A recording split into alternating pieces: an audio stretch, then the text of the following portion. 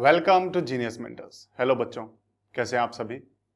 हमारी class 9th की ये बुक जिसका नाम है डेमोक्रेटिक पॉलिटिक्स यानी लोकतांत्रिक राजनीति, इसके पहले चैप्टर को हम पढ़ रहे हैं, what is democracy and why democracy. और आज हम इस चैप्टर का लेक्चर नंबर 3 करने वाले हैं। हमने क्या पढ़ा और हम क्या पढ़ने वाले हैं उस बारे में बात करने से पहले हम हमेशा एक चीज आपको बताते रहेंगे, क्या कि ये जहां हम पढ़ रहे हो पेज आपको ओपन करना है, उसके साथ साथ कॉपी पेन पेंसिल लेके बैठना है। जहां जरूरत हो वहां चीजों को लिखना है। ये लिखने की आदत आपके बहुत काम आने वाली है। जो चीज नहीं समझ में आ रही, आपको यहां से पढ़ने के बाद समझ में आ रही, तो उसको लिख लें कहीं ना कहीं, चाहे बुक में लिख लें चाहे कॉपी में लिख लें, वो आपकी मर्जी है, लेकिन लिखें जरूर। वही चीजें जब रिवीजन करेंगे तो आपको मदद करेंगे। हमारा ये chapter what is democracy and why democracy में हम क्या समझ रहे थे कि डेमोक्रेसी क्या है और क्यों लोग इसे इतना पसंद करते हैं, क्यों सभी देश चाहते हैं कि हमें भी डेमोक्रेसी चाहिए, क्या है ऐसा इसमें, ये क्यों बाकियों से अच्छी है। ये चीज हम समझ रहे थे। और इसमें जब शुरुआत में क्लास हमने शुरू की तब बच्चों के मन में क्वेश्चन आया कि हमने 6th 7th 8th क्लास में इसके बारे में बहुत पढ़ा, लेकिन आज हम इसकी डेफिनेशन क्यों ढूंढना चाह रहे हैं, पहले क्यों नहीं ढूंढी। तब मैडम ने बड़े अच्छे से समझाया कि कई चीजें ऐसी होती हैं जिन्हें हम यूज कर करके अपने आप समझ जाते हैं। डेफिनेशन की जरूरत तब हमें जरूरत पड़ती है जब हमें उसे किसी दूसरी चीज से अलग करना हो। ये हमने समझा था। और उसी में फिर बाद में हमने एक सिंपल सी डेफिनेशन बनाने की कोशिश की। इसी चैप्टर में हमने एक सिंपल सी डेफिनेशन बनाने की कोशिश की। क्या डेफिनेशन बनाई? हमने डेफिनेशन बनाई कि democracy is the form of government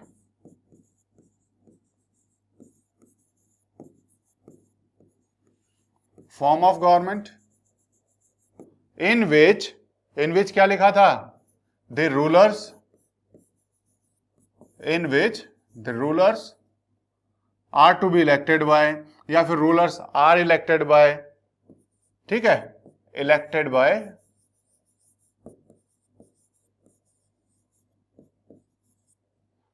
by कौन इलेक्ट करेगा? the people, वहां के जो लोग होंगे।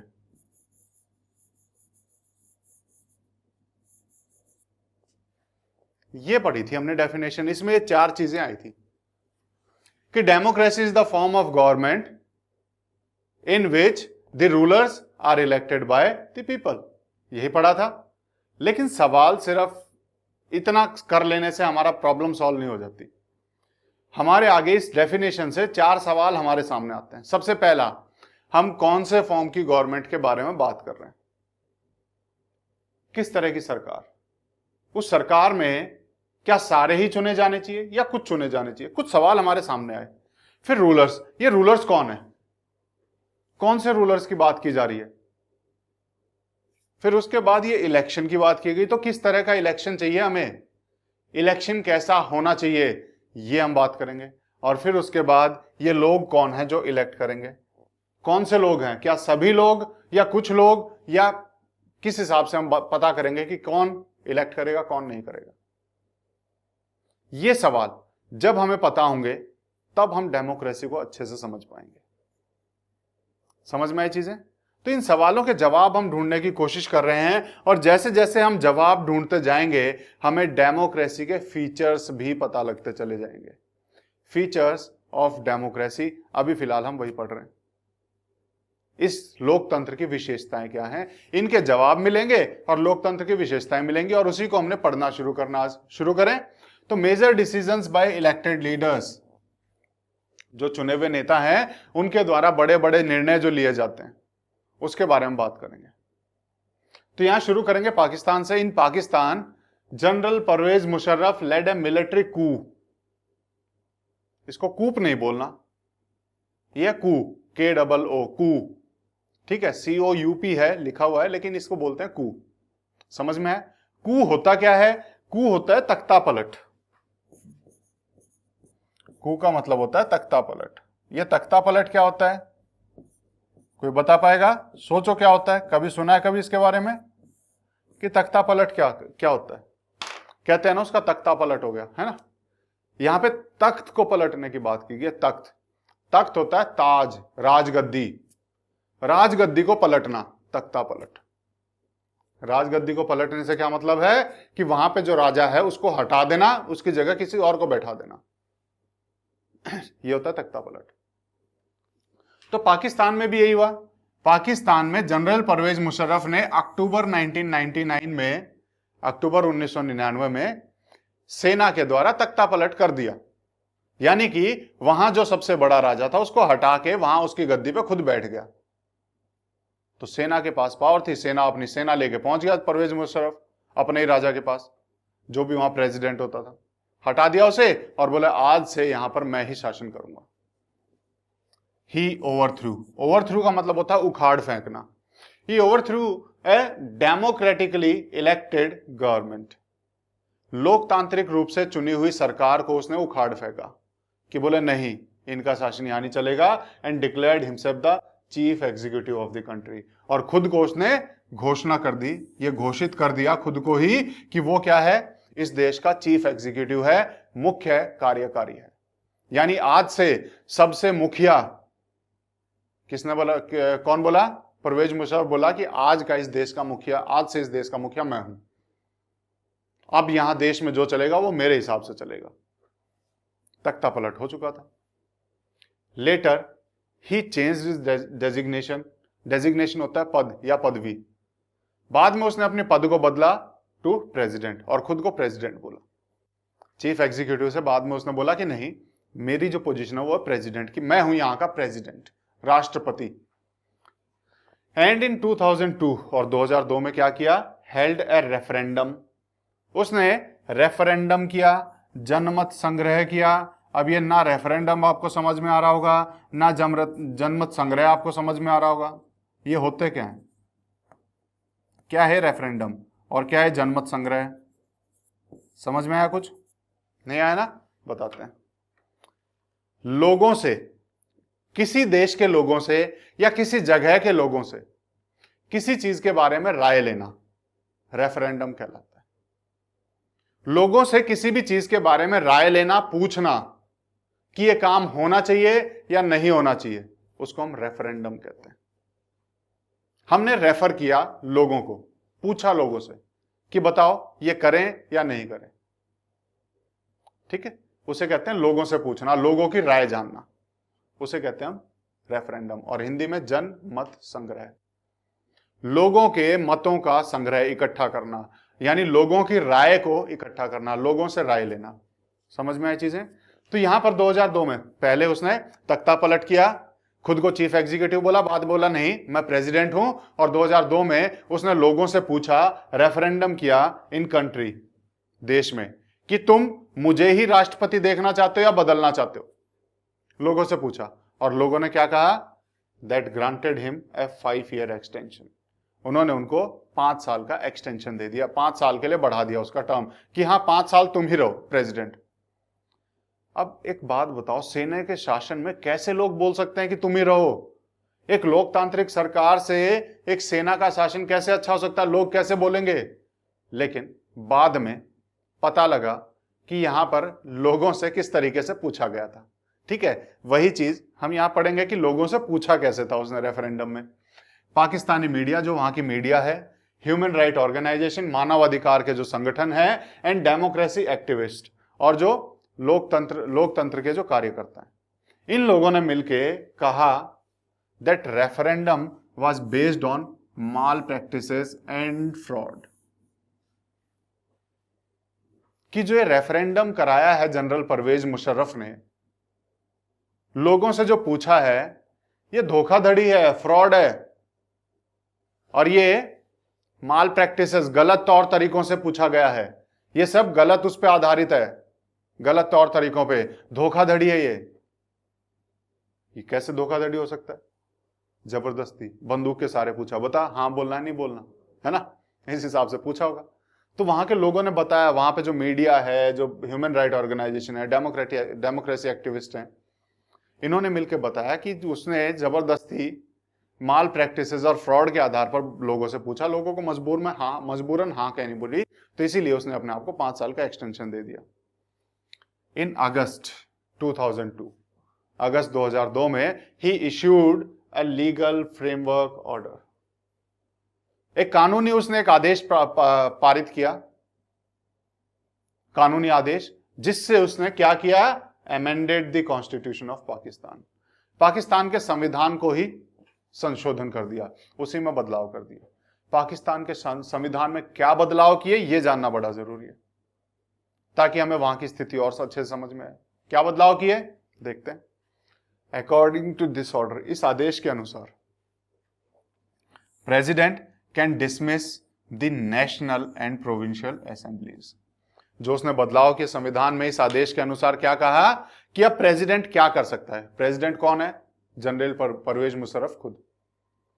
यानी उसने अपनी पावर्स इतनी बढ़ा ली कि उसको कोई चुनौती नहीं दे सकता। कैसे बढ़ाई वही हम देख रहे हैं कि उसने उसमें ऑर्डर में कहा कि जो प्रेसिडेंट है वो डिसमिस कर सकता है, भंग कर सकता है नेशनल असेंबली को और प्रोविंशियल असेंबली को। ये नेशनल असेंबली और प्रोविंशियल असेंबली क्या होती है?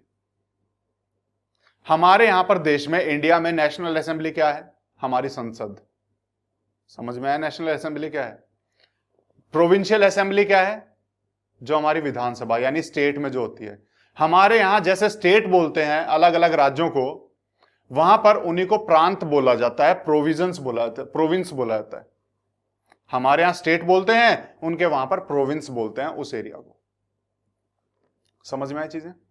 तो जो स्टेट की जो असेंबलीज हैं, प्रोविंशियल जो असेंबली हैं, यानी यहां की विधानसभा, वहां पे स्टेट की जो सरकारें हैं, स्टेट की जो संसद होगी या फिर विधानसभा होगी, और नेशनल असेंबली यानी कि पूरे देश की जो संसद है। प्रेसिडेंट बोल रहा है अब ये मेरे अंडर काम करेंगी, मैं इन्हें जब चाहे भंग कर सकता हूं, इन्हें जब चाहे हटा सकता हूं।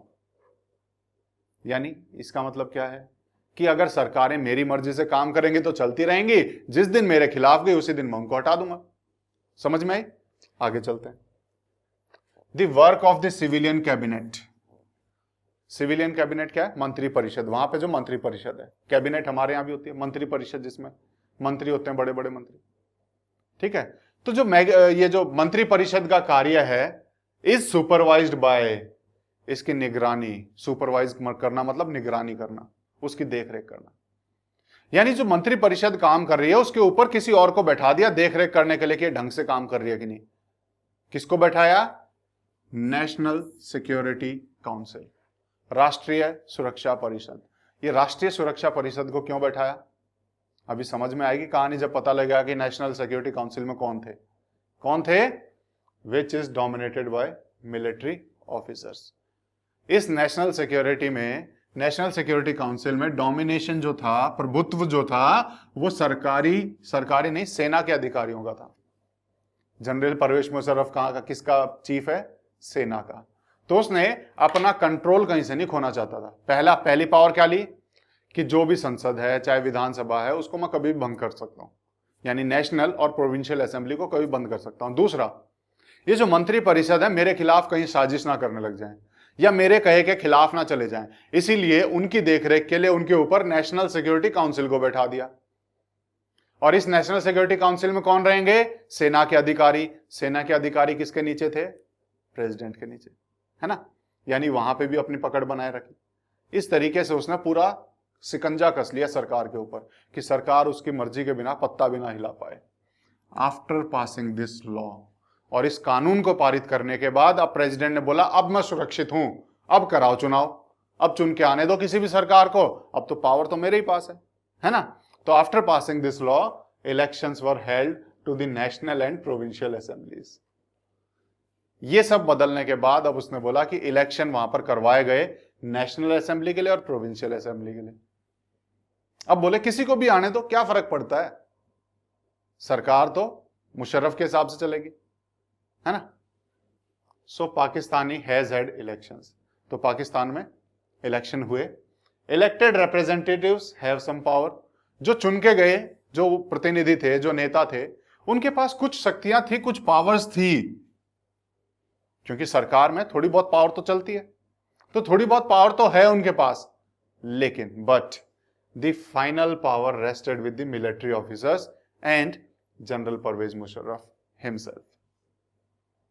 लेकिन जो आखिरी जो पावर है, अंतिम निर्णय लेने की जो शक्ति है, वो किसके पास रही? वो इन सेना के अधिकारियों के पास, या फिर जनरल परवेज मुशर्रफ के पास, खुद के पास रही। सरकार कहने को सरकार है, लेकिन चला कौन रहा है? परवेज मुशर्रफ। असली शक्ति परवेज मुशर्रफ के पास है, सेना के अधिकारियों के पास है। सरकार सिर्फ नाम की है, थोड़ी बहुत पावर के साथ। चीजें समझ में आई? पाकिस्तान में क्या हुआ आपको समझ में आ गई होंगी क्लियरली, साफ तौर पर। There are many reasons why Pakistan under General Musharraf should not be called democracy.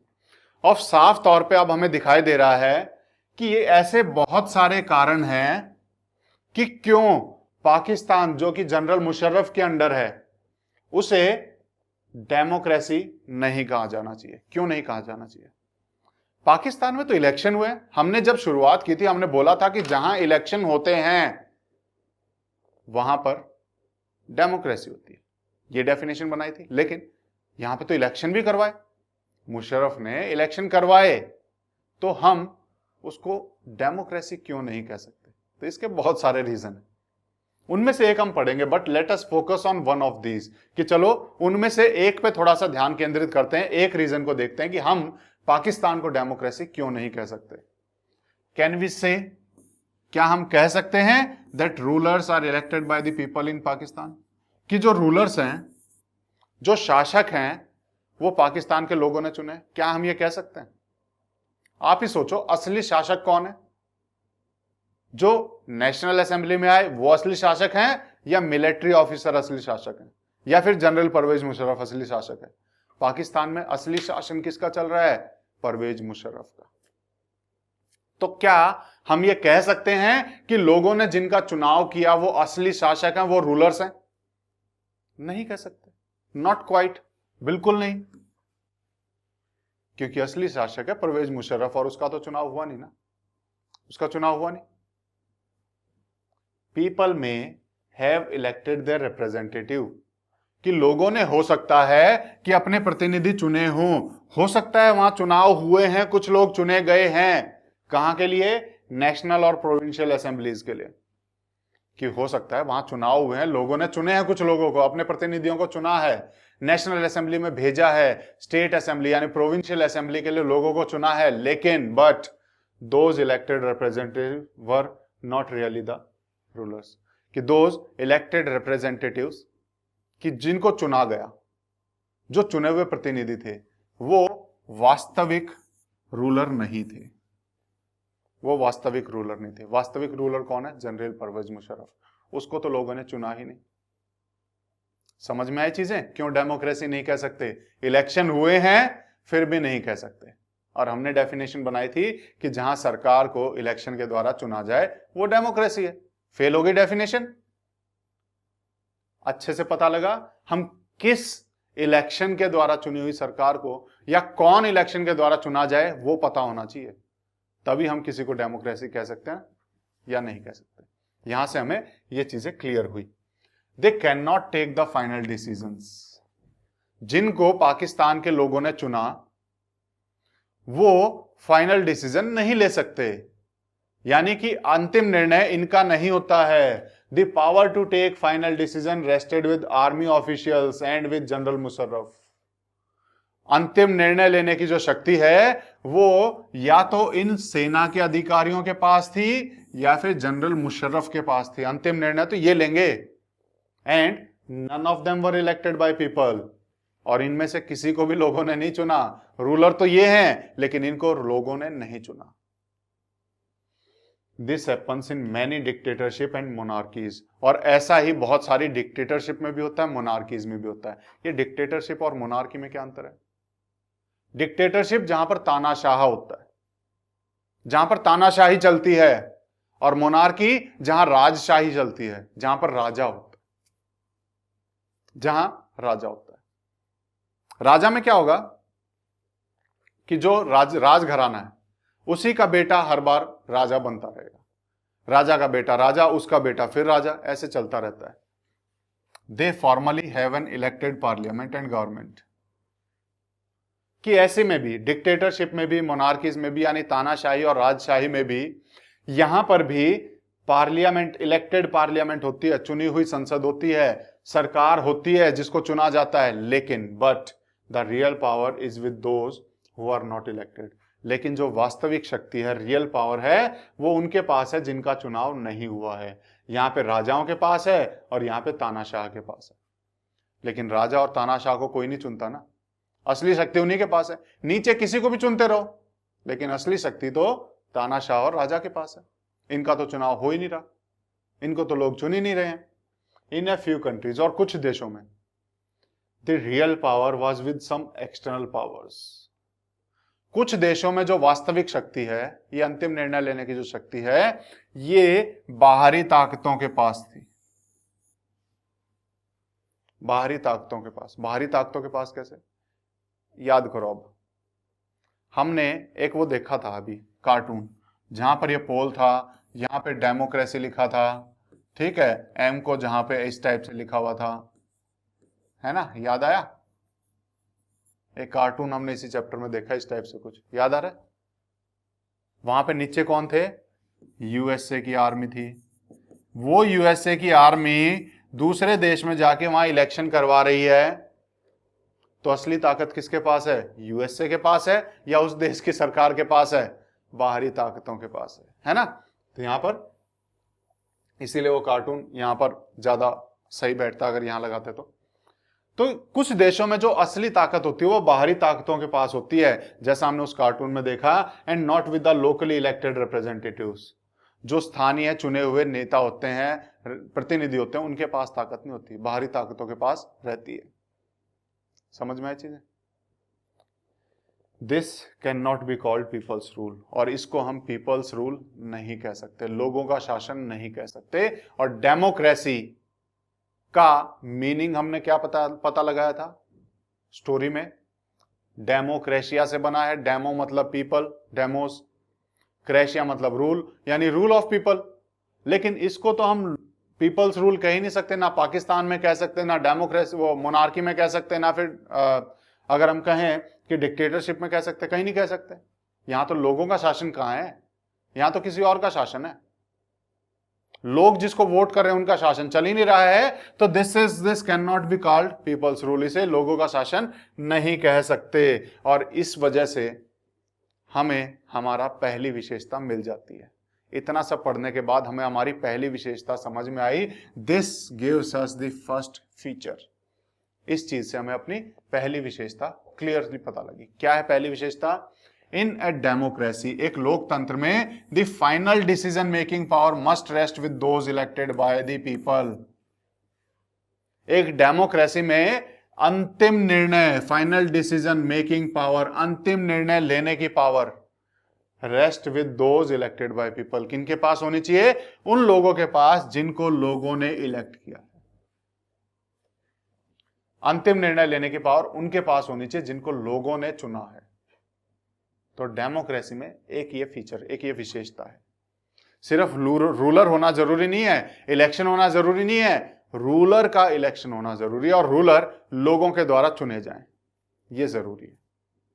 तो अंतिम निर्णय लेने की शक्ति जिसके पास है, उसका चुनाव लोगों के द्वारा होना चाहिए। पहली विशेषता ये हो गई। समझ में आई चीजें?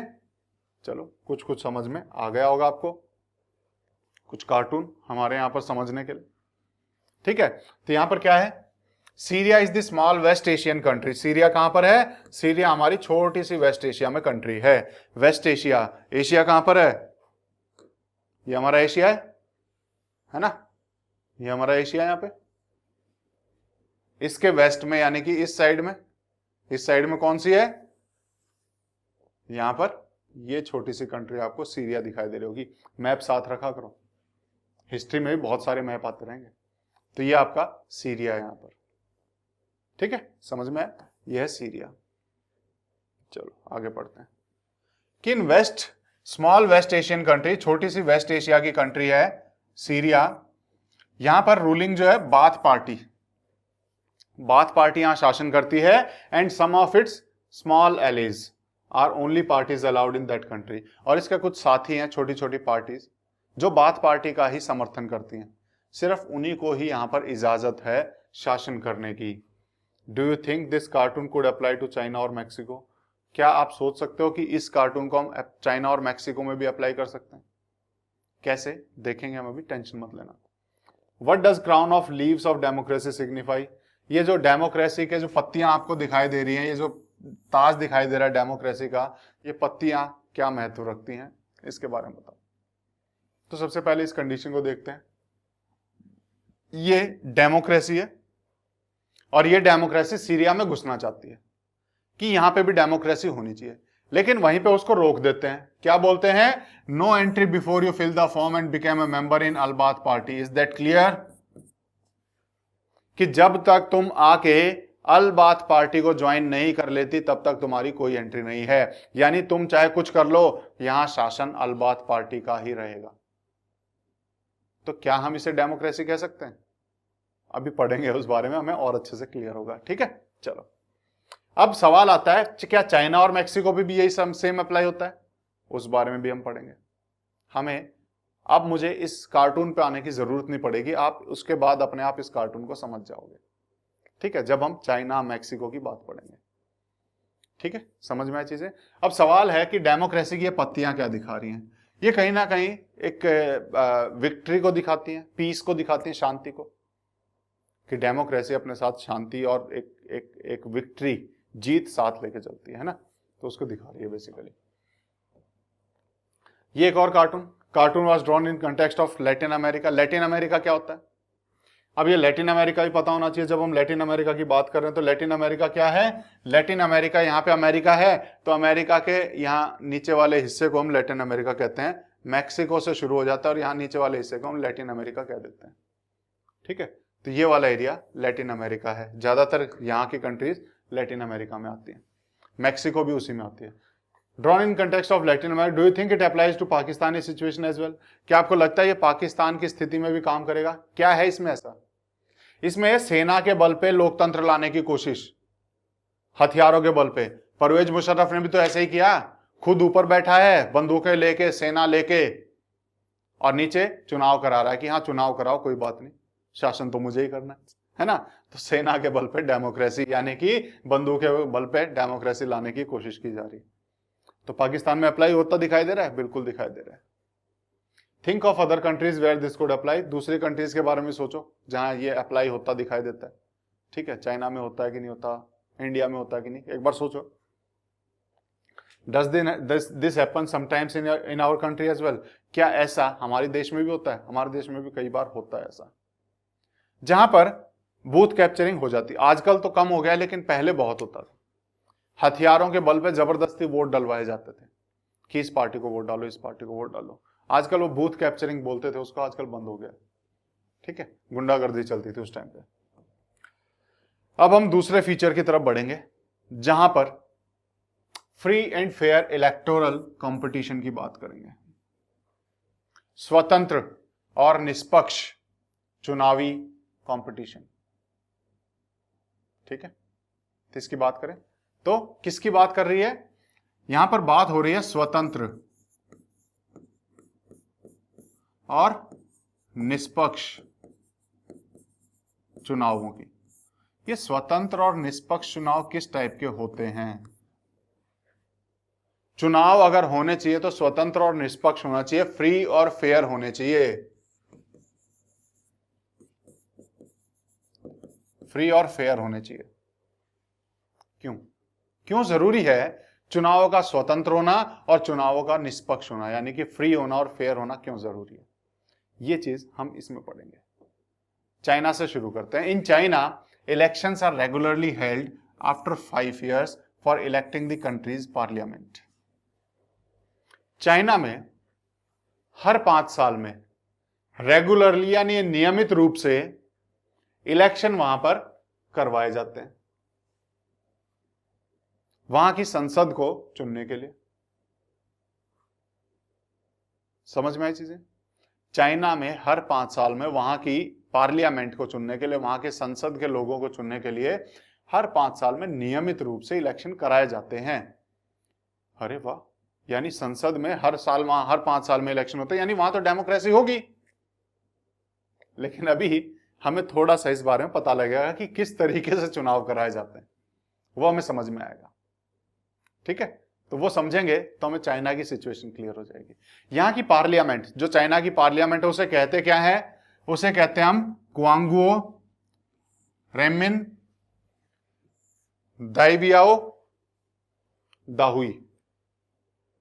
ठीक है, और इसको हम वैसे अगर अपनी सीधी सिंपल भाषा में कहें तो नेशनल पीपल्स कांग्रेस, राष्ट्रीय जन संसद। ठीक है, कांग्रेस हमारे यहां पार्टी है, लेकिन कांग्रेस को कई जगह पे पार्लियामेंट का नाम कांग्रेस होता है, संसद जिसे हम कहते हैं। कांग्रेस को कई बार हिंदी में संसद भी बोला जाता है। ठीक है, हमारे यहाँ पार्टी है इसलिए हमने कांग्रेस उसको मान के चलते हैं, लेकिन कई देशों में संसद का नाम कांग्रेस होता है। ठीक है, ये चीज हमें समझनी है। तो कहीं कांग्रेस सुनो किसी देश में तो जरूरी नहीं है वहां पार्टी कांग्रेस है, उस संसद का नाम वहां पर कांग्रेस हो सकता है। तो इसलिए ये ध्यान रखना। तो यहाँ पे जो चाइना की जो पार्लियामेंट है उसे कहते हैं नेशनल पीपल्स कांग्रेस। बात समझ में आई? जैसे हमारे यहाँ के संसद में लोकसभा है, राज्यसभा है, हम अलग अलग नाम से जानते हैं, यहां पर नेशनल पीपल्स कांग्रेस है। और यहां हर 5 साल में यहां पे चुनाव होते हैं यहां पार्लियामेंट के मेंबर्स के लिए, और इसी पार्लियामेंट के पास पावर है प्रेसिडेंट को अपॉइंट करने की। National People's Congress, National People's Congress has power to appoint the president of the country. इस नेशनल पीपल्स कांग्रेस यानी वहां की पार्लियामेंट के पास पावर है, शक्ति है कि वो वहां के प्रेसिडेंट को नियुक्त करे, वहां के राष्ट्रपति को नियुक्त करे। तो लोग पार्लियामेंट को चुनते हैं, पार्लियामेंट प्रेसिडेंट को बनाती है। समझ में आई चीजें? It has nearly 3000 members elected from all over China. पूरे चाइना से लगभग 3000 मेंबर्स चुने जाते हैं जो यहां पे 3000 मेंबर्स की यहां पे पार्लियामेंट है। ठीक है, जो पूरे चाइना से चुने जाते हैं। Some members are elected by the army. उनमें से कुछ मेंबर्स का चुनाव आर्मी के द्वारा यानी सेना के द्वारा किया जाता है, यानी सेना को भी मौका दिया जाता है कि वो भी अपने प्रतिनिधि यहां पर पार्लियामेंट में भेजे। तो कुछ लोगों का चुनाव आर्मी करती है। अब जो सबसे बड़ी बात है, यहां चुनाव किस तरीके से होते हैं वो समझना बड़ा जरूरी है। बिफोर कंटेस्टिंग इलेक्शंस, इन इलेक्शंस को लड़ने से पहले, इन चुनाव को लड़ने से पहले, a candidate needs the approval of Chinese Communist party. जो उम्मीदवार चुनाव लड़ना चाहता है उसे अप्रूवल लेने की जरूरत होती है। नीड्स द अप्रूवल, मंजूरी लेने की जरूरत होती है। किससे? Chinese Communist party. वहां की जो पार्टी है वो जिसे मंजूरी देगी वही चुनाव लड़ सकता है। इंडिया की तरह नहीं है कि जिसका मन किया वो चुनाव में खड़ा हो गया। वहां पे चाइनीज कम्युनिस्ट पार्टी से पूछना पड़ेगा कि मैं चुनाव लड़ना चाहता हूं, आप मुझे इजाजत देंगे कि नहीं देंगे। तो चाइनीज कम्युनिस्ट पार्टी किसको इजाजत देगी? जो उस पार्टी की तरफ से लड़ेगा, या किसी को भी दे देगी? हर किसी को नहीं देगी ना परमिशन। किसको देगी? जो उस पार्टी की तरफ से लड़ेगा। तो क्या चाइना में कौन सी पार्टी सरकार में आएगी? यही आएगी, चाइनीज कम्युनिस्ट पार्टी, क्योंकि ये इलेक्शन लड़ने की परमिशन ही उसे देगी जो इसकी तरफ से लड़ेगा। Only those who are the members of Chinese Communist Party और 8 smaller parties allied to it. Allied मतलब जो इससे जुड़े हुए। सिर्फ ये चाइनीज कम्युनिस्ट पार्टी या फिर 8 छोटी छोटी पार्टी जो कि इस पार्टी से जुड़ी हुई हैं, यानी इसी को अपना समर्थन देती हैं, कम्युनिस्ट पार्टी को ही, कि हम तुम्हारे साथ ही हैं, इन्हीं को ही अलाउ किया गया था, इजाजत दी गई थी to contest election held in 2002-2003। 2002 और 2003 में जो इलेक्शन हुए, चुनाव हुए, उनमें चुनाव लड़ने की इजाजत या तो सिर्फ चाइनीज कम्युनिस्ट पार्टी के पास थी या फिर इसके साथ जुड़ी हुई 8 छोटी छोटी पार्टियां, और किसी को मौका ही नहीं दिया चुनाव लड़ने का। तो कौन सी पार्टी जीतेगी जब एक ही पार्टी लड़ रही है? आप एक ही आदमी को बोलोगे दौड़ने के लिए, मुझे बोला जाए कि मुझे रेस करनी है, और तुम चुन सकते हो तुम्हें किसके साथ रेस करनी है। तो मैं किसके साथ करूंगा? अपने से कमजोरों के साथ करूंगा। मैं तो उन्हें चुनूंगा, क्योंकि जिस रेस में मैं जीत जाऊंगा तो वही चुनूंगा ना। मैं तो उनको चुनूंगा जिनसे मैं आराम से जीत सकता हूं, या फिर जो मेरा साथ देंगे, जो बोलेंगे नहीं तुम आगे रहो, तो मैं तो उन्हें चुनूंगा। तो जीतूंगा तो मैं हमेशा मैं, जब मुझे ऐसी इजाजत दे दी जाएगी। तो ऐसे में चाइनीज कम्युनिस्ट पार्टी ही हमेशा जीतेगी। The government is always found by the communist Party, और इसीलिए वहां पे जो सरकार है वो हमेशा वहां की कम्युनिस्ट पार्टी ही बनाती है चाइना में। यह थी चाइना की कहानी। अब हम आते हैं मैक्सिको की कहानी पे। सिंस इट्स इंडिपेंडेंस इन 1930, 1930 में आजाद होने के बाद से Mexico hold election after every 6 years to elect its president. 1930 में मैक्सिको आजाद हुआ और उसके बाद से हर 6 साल में अपने प्रेसिडेंट के इलेक्शन के लिए चुनाव कराते हैं हर 6 साल में प्रेसिडेंट के लिए। यानी ये भी डेमोक्रेसी है क्या? अभी पता करते हैं, ठीक है।